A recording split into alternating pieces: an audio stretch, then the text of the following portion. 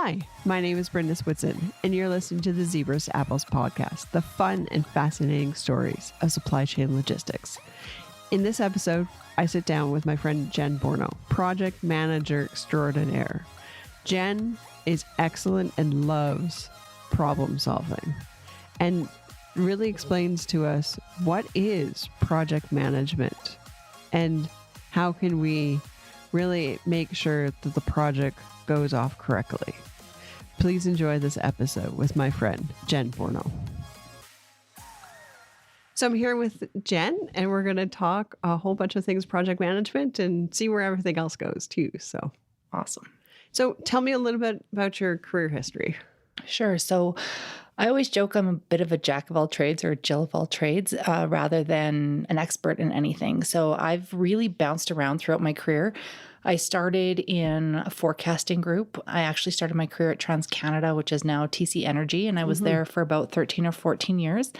And my first role, we really looked at the natural gas system and forecasting supply, demand, all those kinds of things. And then from there, I moved into major projects and I was a project coordinator. Okay. And so I did things like contract management, risk management, budget review, tracking costs, all those kinds of things.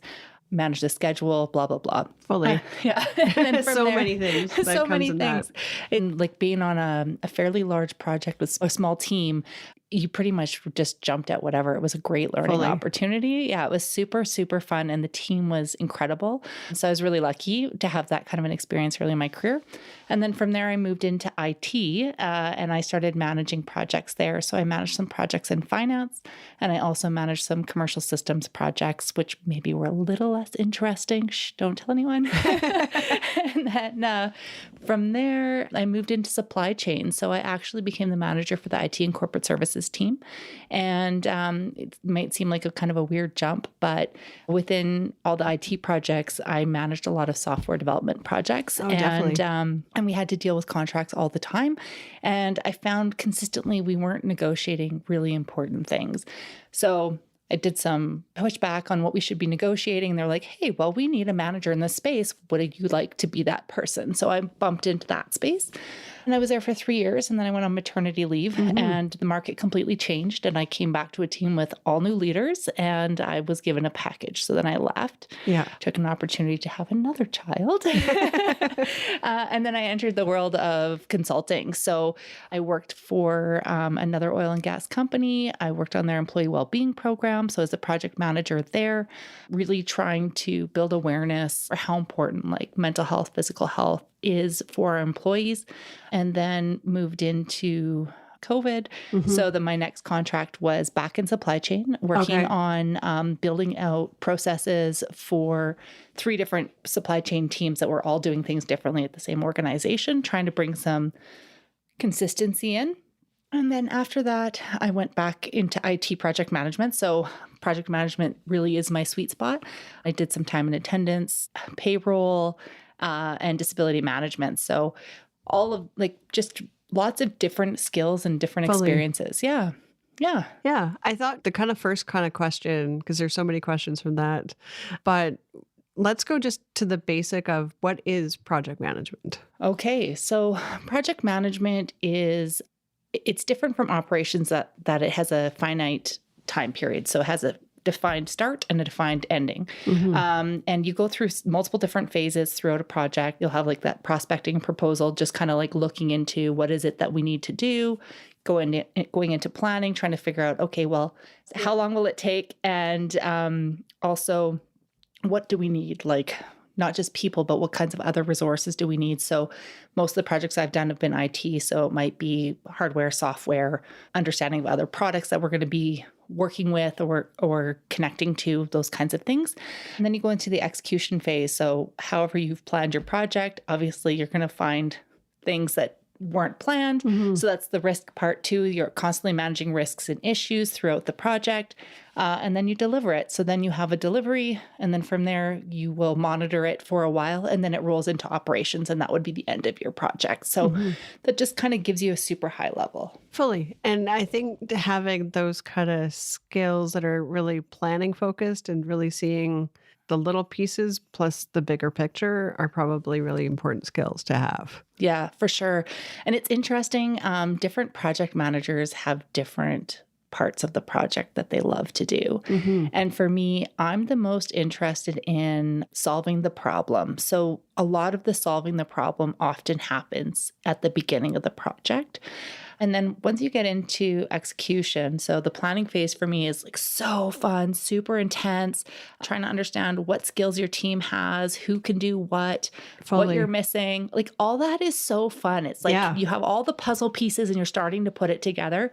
And then, when the picture's almost complete, your puzzle's almost complete, that's where I start to kind of like lose a little interest because you're just kind of putting in the last few pieces. But if you're not careful, that's where one thing goes wrong and everything unravels. So it's like you can get kind of complacent. I know I can sometimes, whereas other people don't really enjoy the planning piece. They don't love the kind of trying to solve all the different problems, but they do really enjoy like, are you done yet? Has this risk occurred? Can we get rid of this risk?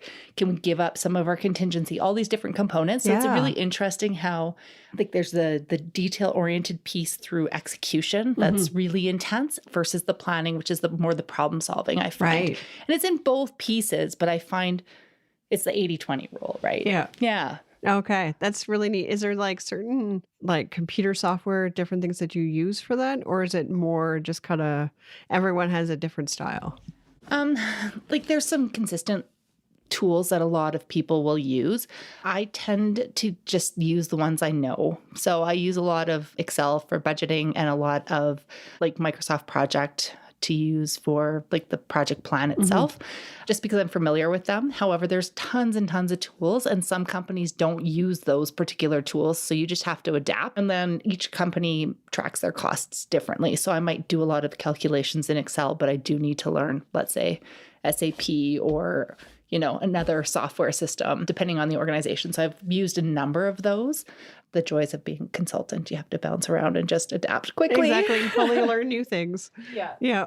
Well, I always am reminded of one time I had a manager and she was like, well, you got to have a Gantt chart. And I'm like, what's a Gantt chart? And then I'm having to quickly like look that up because I didn't take engineering. Yeah. Well, and it's interesting too. Like I historically have not managed my projects in my Microsoft project to a really deep level. I tend to track all of our tasks in Excel. And so you can say who's doing what, is it done, what, where are we at, versus readjusting. Because once you get into Microsoft project, once you build the original plan, every time you adjust it, everything else moves. And then, so it can be a bit of a struggle to say, okay, well, I wanted that to move, but I didn't want that to move. And so it can be quite difficult, I find. So I often will be tracking like, what are the to-dos? What are people focused on separately? And then I also don't find that the project plan, like a multi-page project plan, is very informative to senior leaders. So I'll often build like a one slider that says, okay, this is, the development phase. This is testing. This is, redevelopment. Completely. Yeah. More testing and launch. So it kind of is at a higher, much higher level. But then it gives the idea to the senior leaders of where you are in your project. Yeah. Yeah. So it kind of gives that bigger understanding. Because you have to know the little details, but senior management just needs to know, like, are we on track or what's going on? Right. Yeah. So after working in IT in those different kind of programs, you moved into supply chain logistics. And I was wondering if we could talk about your project management kind of experiences in supply chain. Like when I moved into supply chain, it's hilarious to me now, but I left IT and I thought I was going to go and fix supply chain. Yep. And I very, very quickly figured out that we in IT were 50% of the problem. And that's always an interesting, yeah. I was so lucky because I had really great relationships with the people in IT. So both the program managers, because I reported into two of them at different periods, and then as well as all of the the client, what were they called? Application maintenance and support managers. So they were really the operations managers in IT. I had really, really great relationships with them. And so I very quickly went into supply chain and was like, well, we're going to figure out how we can be better for IT. Mm-hmm. Yeah. And then I was like, oh, I didn't realize all of these things that happen in the background and why it's important. Fully, completely. It's amazing how each one of these pieces has like so many different aspects, and one piece affects something way on another line, like days later, and you don't realize that the two. Yeah. Yeah. So what happened all the time is we'd have a new project. They'd be like, we need to sign this. And so our team, it felt very much like we were paper pushers and we were the delay. And so we'd have project managers pushing us as hard as they could to get us to get this work done really, really quickly. And so I felt like the quality just wasn't there. So one of the things that we did was actually build a checklist of what are the most important things when developing a contract, a new supply chain IT contract. And so we identified things that were important from a project perspective, as well as from operations perspective, from a client perspective. And then we identified what are the kinds of things that sales guys care about. Yes. So I'll give you an example where we had one particular contract and the supply chain, no, it wasn't supply chain. It was I think the operations person really cared about one type of payment on the contract. Okay. And so every contract's divided into different things. There's potentially labor, and these are older contracts. So now with software as a service, a lot of these things are different, but this is an older agreement. So you had labor, you had licensing costs, you had maintenance and support, which is kind of those like long-term tailing contract pieces.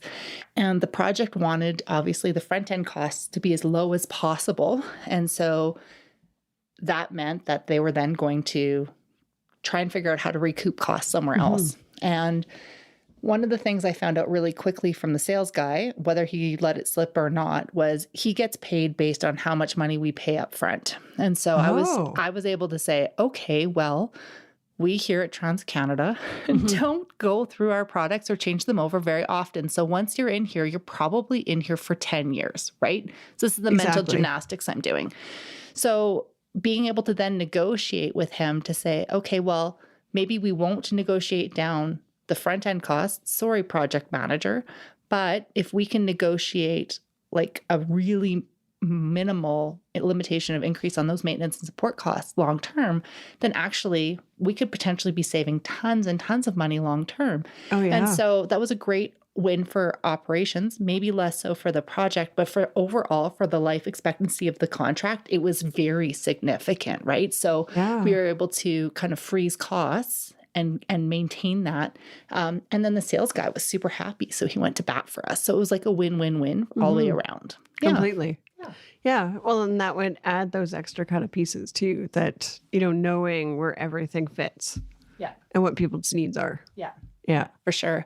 The other thing, like in supply chain, my favorite part was always the negotiating part. And I'm sure most people also would say that. Again, though, it's the solving the problem, right? It's not the crossing the T's and dotting the I's. That's where I'm not as strong. But trying to bring together multiple client groups. Like I had examples where I worked with, let's say, the communications, internal communications, external communications, the facilities team, maybe IT, and they all had very different needs and wants, and really trying to suss out what was a need, what was a want, and how could we come together. Because ultimately it makes more sense for us to share a contract against multiple teams than to have each team have their own individual contract for similar services, right? So where you can do that, you're actually saving costs from the organizations from a supply chain and from a legal perspective, because you're reviewing less contracts. You often get more spend. So in that way you're spending, like you get a discount on spend, like all these kinds of things that are really, really cool. Yeah. And I really enjoyed that. So I almost treated each contract as like a mini project, if that makes sense. Yeah. that would actually make sense because that way it helps those kind of pieces too. Yeah. Yeah. How did you find also going from like being a project manager to actually leading a team? How was that kind of switch for you? So, good question. Ultimately, as a project manager, the difference between being a project manager and a leader or a manager is as a project manager, you usually don't have those people reporting to you. So, as a project manager, it's often harder to get people to move in the same direction because at the end of the day, they always care what their boss wants more so than what the project manager will want. If there's any kind of a discrepancy between the two, if we're not on the same page or their workload is so high, they have to choose one or the other. Often they'll choose what their leader wants over what the project needs. Mm-hmm. And so as a project manager, I've had zillions of conversations with leaders saying, hey, you promised me this person and they aren't even coming to meetings. They don't have time for this project. So either you need to figure out how to get them on the team, or you need to get me a different person, or I will hire somebody else. But ultimately, this isn't working. So I've had lots of those kinds of conversations as a PM, whereas on my team, I was responsible for making sure that my team could get the work done. So sometimes that meant shuffling portfolios. Sometimes that meant saying, sorry, we're not going to get the work done in the time period that you thought we would get it done in. When emergencies come up, right? So if we get a phone call that suddenly, let's say gas can't flow down the pipeline because there's some kind of a glitch in a contract and they're like, you need to sign this or else, guess what happens? Everything gets dropped and you jump on that one thing, right? Oh, completely. So yeah, it's as a leader, it's different because you're responsible for managing everybody's workload. And then you have to keep track of actually a billion projects versus just one project, right? Yeah. So yeah, I think that might have been the more difficult piece because our team managed, it was ridiculous, something like 1,200 contracts for 11 people. Some of them were like fairly basic, like annual renewals. So they weren't a ton of effort, but some of our things, like especially in the corporate services side where you're managing like consulting services contracts for some of the big consulting companies, they're quite complex. And the costs on those contracts really matter because they can bleed quite quickly, right? So completely. Yeah. So making sure you're managing that and on top of that requires a lot of effort. So yeah. Is there a fun project that you really liked working on that you can talk about? Oh, let's see. There's so many. Oh, well, we can talk about a few. Yeah. Well, one of my favorite contracts was, it was like a people services contract supporting one of our really big projects in another country. And I got a lot of complaints on this contract not going well and was told, not asked, that we were doing an RFP to look for new people, even though the contract wasn't at the end. So they were like, we're going to redo this and we're going to look at it. I was like, okay. So we did an RFP. We did a ton of research, not in our country. So, it was a lot of effort to do the research. That would be huge. And then we actually sent one of our contract analysts down to go to the offices of these places to kind of see what was happening there, to see really like you say you have these systems in place. How is it really? Right. Like just because you say one thing doesn't mean that it is exactly like that. Yeah. That would actually fully change everything. Totally. Anyway, so we sent them down and ultimately our contract analyst came back and was like, oh God, like none of these other companies are sophisticated enough to do what we need them to do. And I think we need to figure out how to get along with this other company that we already had engaged, and we'd been engaged with them for a couple years. And so then we started the interview process internally of like, what's going wrong. And these particular individuals are fairly senior, not very accessible, and kind of got an idea of what was going on, why it was problematic, how it was impacting the company and our projects. And then invited the senior leaders from the other team to come, and they brought in like senior vice presidents, and it was me, right? We didn't really have an equivalent on our side. And I rolled into this negotiation, everyone was super tense. Mm-hmm. And we started talking, and I said, I want to have full disclosure here. So our company feels like we are being taken advantage of, and this is why they are asking for this. And so it doesn't make sense to us what you're asking for. It sounds like you guys are, trying to pull the wool over our eyes, and they're really, really unhappy. Yeah. There's also this other component here that isn't working. And so we need to figure out how we can work together. These two are the sticking points for us. And the vice president was quite upset. And she said, well, this is how it works in our country. Mm-hmm. And these types of services are actually taxed very differently and have a completely different impact. And we don't want to lose money. So we know for sure if we do it this way, we won't. And if we do it the way you want it to, which would work well in Canada, we will lose money. And I was like, well, we don't want you to lose money. No. But how can we make it more transparent so then that way we understand? And she's like, well, we could do these, we could identify these 20 different types of roles, and they would follow this type of payment. And then all these other roles would follow this other type of payment. And then you'd have full transparency. I was like, well, let's do that then. Yeah. And then we were able to kind of talk about, okay, well, how can we work together better? And how can we support you? Because it felt very much like we were expecting them to just magically do things for us. And how can we better support them to get what we needed? And then we walked out of there and everyone was smiling. Everyone was super excited. And 6 months later, feedback came back. It's like, what did you do? They completely turned it around. We're really happy. Yeah. And we're like, well, guys, sometimes we need to kind of figure out what the real problem is before we start trying to solve it. Yes. And that's really kind of what happened there. I had a lot of really great learnings. And I know definitely my contract analyst had a lot of really great learnings. And it was a really big win. That's fun, right? That's fun. That was a super fun project. Oh, I love that. Yeah. Because you learn so much about different countries too. But it's also things to think about for other future contracts of what is those differences? Yeah. And tax law in Canada is so complicated. It's so complicated.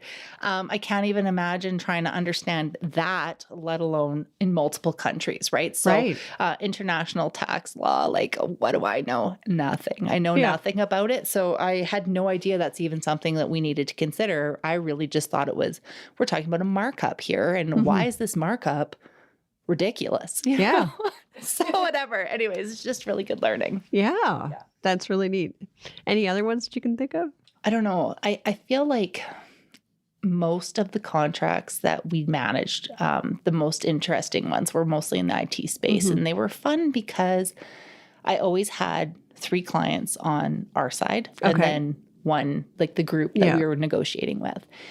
And sometimes it was actually harder to get the internal people to get on the same page than it was to actually negotiate an agreement. Well, and sometimes depending on the company, there's silos. There's, I have to get paid here, but you have to get paid that way. Yeah. So you'd have we'd be purchasing, let's say, software, and let's say it's supporting the HR team. So you have an HR representative there who wants that particular software. They want it delivered in this particular way.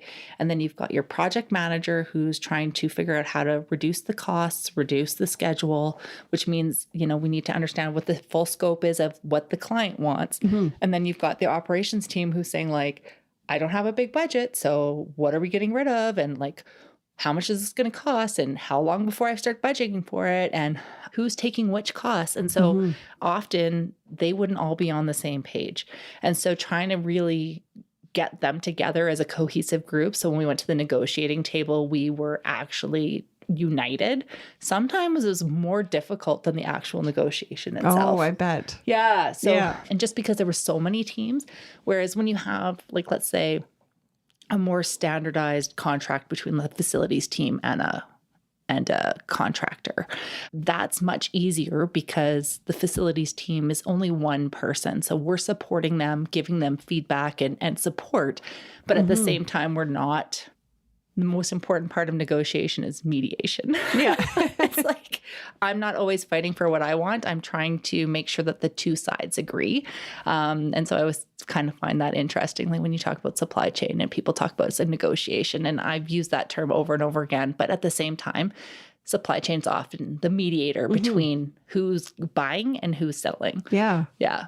Well, I'm reminded too of like a chat that I had with Siobhan Shinnery in a previous episode, and she was talking about, implementing computer software too, and just like the challenges involved in that piece. That I'm sure those are things you have to build into the project management of like, how are we going to actually install it? Making sure that people are trained up, and all of those different aspects too are like huge components that some people don't take the time to think about too.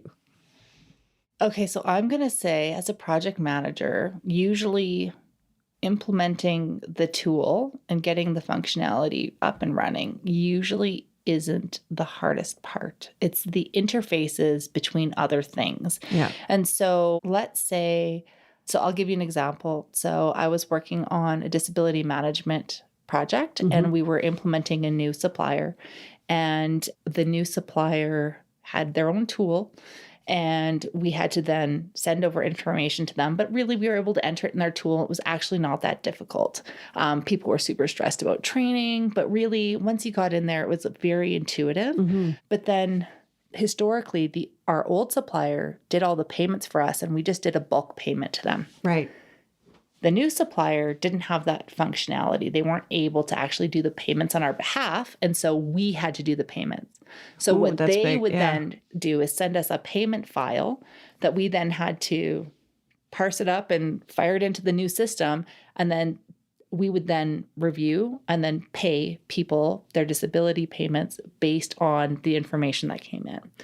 And really, that's the hardest part of a project. Really understanding how two systems talk to each other. Yes. And so there's so many different technologies out there, but ultimately all of them are flawed in some way. So you have to kind of choose your battles as to what is the best way to do it for one particular communication. So that's where most problems happen. They usually don't happen within the tool themselves and how you actually implement the tool. So people go in and they use it, and you choose all your selections as to what you want and how you want it to look, but it's not super complicated. It's the data behind that then is moving in between systems. And it's funny too, because you get companies who say, well, we've got, let's say, SAP, or we've got a different, I'm going to use SAP, but they've got all these different modules. And so they're like, well, if we've got one, then it'll talk to the other one. So why don't we just get the next one? I'm like, well, it doesn't really work that way. Just because it's got the same name. Often companies like that, especially the big companies, were created by purchasing other companies and then jamming that technology together. And so ultimately, if I have module A and then I go and buy module B, I still have to integrate that. Yes. And it might be a little bit easier because they own both pieces of software and they're incented to make it work, versus if I do something between, let's say, ADP and another, you choose another one. So I want to do payments through ADP, but I want to bring the information over from another piece of software. And I've done that now at two different companies. ADP is not at all incented to help you. No. So you really have to kind of figure out how their API works, and they will not support you at all. And then the other company, their job isn't to know how AP or ADP works. So you need to then figure out those linkages yourself. And so that's where most of the problem solving ends up happening, because this software works. And if you can get the information in over here, this software works. But how do you get that information over and make sure that it's error free? Yes. Like where are the checks and balances? That's where the hardest part of IT software projects is the integration piece. Yeah, exactly. Well, and I'm also reminded of like companies that I've heard of where they're implementing new software, but they've got so much information that has to get into that new software that they spend like months and months like taking over other spaces just to make sure that they get the right information, switch from one system to the new system. I know. And like those cutovers are brutal. Those really are not a lot of fun. So No. when you're looking at like a historical system and then trying to bring it into a new system, this is where often you'll have data exports that you then have to then report on. So you can get rid of the one piece of software, but you'll only bring in like, let's say a year's worth of information or 6 months or to the beginning of the year, right? So you're not bringing in all the data set for 20 or 30 years. Right. You're going to then like have a time where you split that and some stuff goes into an archive almost, and then one goes forward. And I've worked on those projects and I don't enjoy those ones. They are very stressful. Yes. They're very stressful. Very. Versus saying, okay, well, we're just trying to move forward. So we're bringing in a new tool or technology to kind of change how we're doing a piece. But then, like, how do I describe it? You've got certain systems that are like your core systems that hold all the data. And then the other ones retain data, but they're not the system of record, right? And so it's those systems that are much easier to replace, whereas your system of record systems are incredibly difficult, right? So anyways. No, but it adds like all those extra moments. Yes. Yeah. And I also appreciate you talking about SAP because what I found when I was working with students or people wanting to like change their careers, and depending on what level they were at, they were so focused on learning SAP. But, it was like that moment of, well, some companies use SAP and yes, they've got that on their resume, on their like application needing that information, but not everyone uses these different pieces. Yeah. And it's interesting too, right? So if you get really focused in one space, what happens is you're only able to move to certain places that use those technologies, right? Yeah. Whereas for me, I'm the exact opposite. So I've used so many different types of technologies. I've worked in so many different departments. I've really touched everything. From like an oil and gas perspective, I've worked in or supported almost pretty much every team there is out there. Yeah. My problem is that I can't say I have 15 years of experience in X. I'm getting close to that for project management. But ultimately, when people are saying I want 15 years of experience in something, I don't have that experience. Even often it's like, well, do you have like 5 years in HR? I'm like, well, doing the math, I'm like, sort of. Maybe. Yeah. So it's just really interesting how you choose your path based on what your skill set is. And my skill set is best leveraged when I'm learning something. So if I'm doing a repetitive task, I don't tend to be my best self. I'm best when I am learning something and leveraging all of my favorite skills. So anyways. Exactly. Well, so I mentioned this kind of to you as an aside, but I just, when you said this, it kind of feels like I want to bring it up now, of that kind of like when we look at Myers-Briggs. Yeah. And, we've kind of like, I'm an ENFP and I think you're an INTJ. And my mother was also an INTJ, so I can tell them a mile away.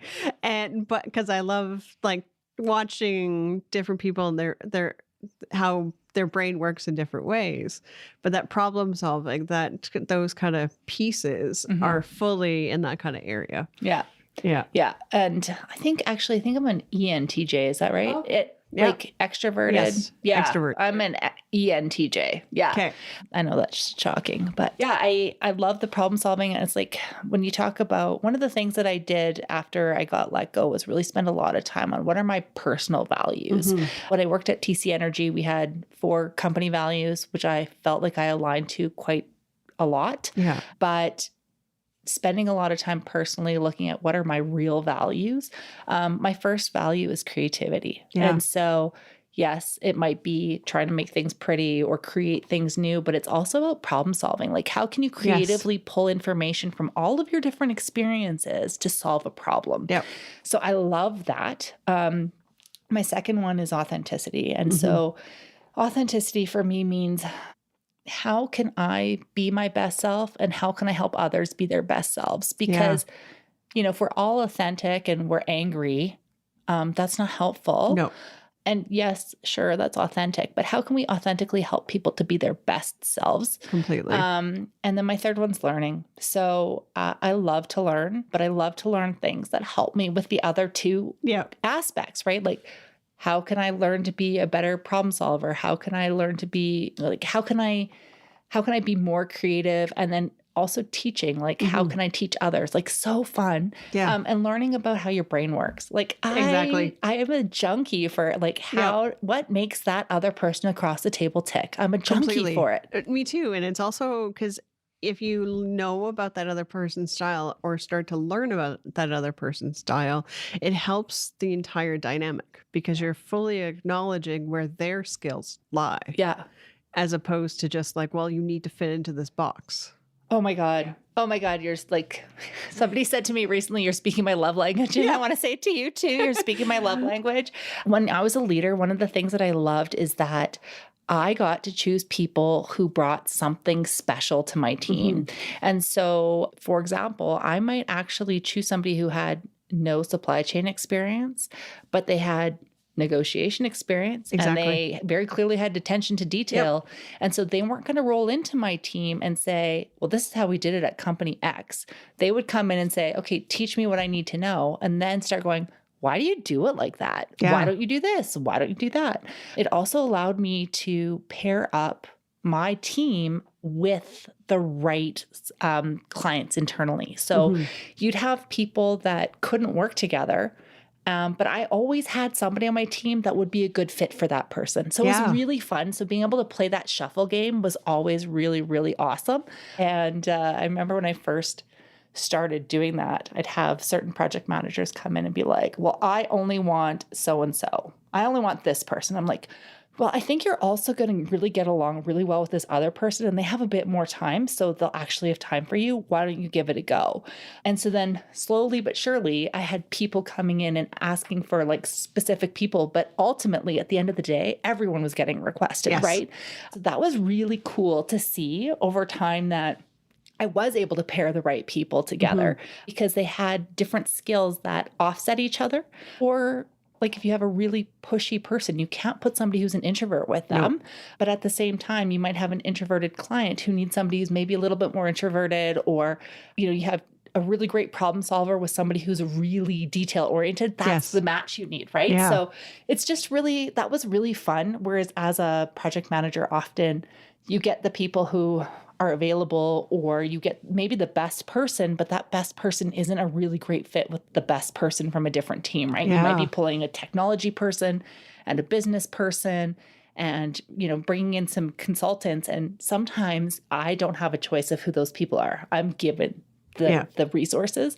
And so you don't have that ability to kind of like massage it and put people in the right spots. So I don't know. Oh, so much fun. So if you were giving advice to someone starting their career or pivoting and looking at project management, what advice would you give them?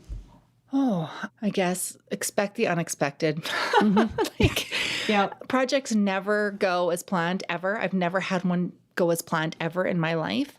You cannot control everything. So people who are control freaks often think they will be great project managers, and it's too stressful for them because ultimately, you know, you can look at all of the risks and you have, you know, you rate every risk. You rate it as like high probability to low probability, and you like rate it from like high impact to low impact.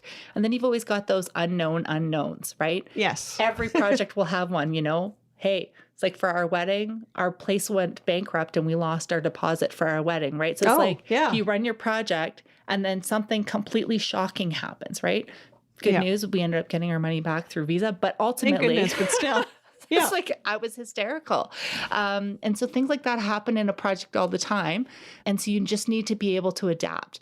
You have people put in their notice. You have, you know, blackouts that are unexpected because there was a major problem in some other area of the organization. You have all kinds of things that can happen that you kind of know in the back of your head that it could happen, but when it actually happens, it can be a huge impact, right? So anyways, it's always fluid, and you're always reassessing, and you can only control so much. The universe gives you the rest. That's a really great piece of advice in a way, not just for like project management, but just in general life too. Yeah. So, yeah. So I really enjoyed this kind of chat, and I think it's a really good understanding because, you know, there's so many different pieces that where project management fits in.